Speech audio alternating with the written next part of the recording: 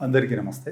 ఆయుర్వేదంలో మహర్షి చరకుల వారు హితతమమైనవి అంటే చాలా ఉపయోగకరమైనవి, చాలా మంచివి, మనుషుడికి హితాన్ని చేకూర్చే కొన్ని పదార్థాల గురించి చెప్తూ ఏమంటారంటే ఏకాశనో సుఖ పరిణామకరణం అంటారు. అంటే సుఖంగా శరీరంలో బాగా అరిగిపోయే విధానం ఏంటి అంటే తిన్న ఆహారము చక్కగా ఒంటికి అరిగిపోయి ఒంటికి పట్టి ఒంటికి బలాన్ని ఇవ్వాలి అని అంటే ఎలాంటిది అని అంటే ఒక పూట భోజనము అంటారు. ఇది అందరికీ సాధ్యపడకపోవచ్చు, కానీ ఎవరికైతే ఆకలి బాగా లేదో, ఎక్కువ శరీర శ్రమ లేదో, ఎక్కువ పనులు లేవు, కూర్చొని పని చేసుకుంటూ ఉంటారో, ఆకలి లేకున్నా మళ్ళీ తింటూ ఉంటారో టైం ఏందని, అలాంటి వాళ్ళ విషయంలో ఇది చెప్పడం జరిగింది. అంటే ఒక పూట తిని ఉంటే అలాంటి వారికి చక్కగా ఒంటికి పడుతుంది, ఉపయోగపడుతుంది, ధాతువులు బాగా చక్కగా ధాతువుల లోపల పోషకాలను వెళుతాయని ఆయన ఉద్దేశం అన్నమాట.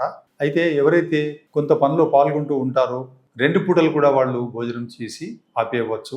3 పూటలు భోజనం చేస్తే త్రిభుక్తే మహారోగి అన్నారు. అంటే ఆకలి ఉన్నవాళ్ళు తినవచ్చు, అలాంటి శరీర శ్రమ బాగా ఉండి క్యాలరీస్ ఖర్చు పెడుతున్న వాళ్ళు తినవచ్చు. కానీ జనరల్గా ఇప్పుడున్న ఈ కాలంలో ఎవరైతే ఇంటి పట్టున ఉండి బయట విహారాలు తగ్గిపోయినాయో వాళ్లకు ఈ సూత్రం ఏదైతే చెప్పారో ఏకాశనో సుఖ పరిణామకరణం అంటే చక్కగా పరిణామం చెందాలి ఆహారం అంటే ఒక పూట భోజనాన్ని చెప్పడం జరిగింది.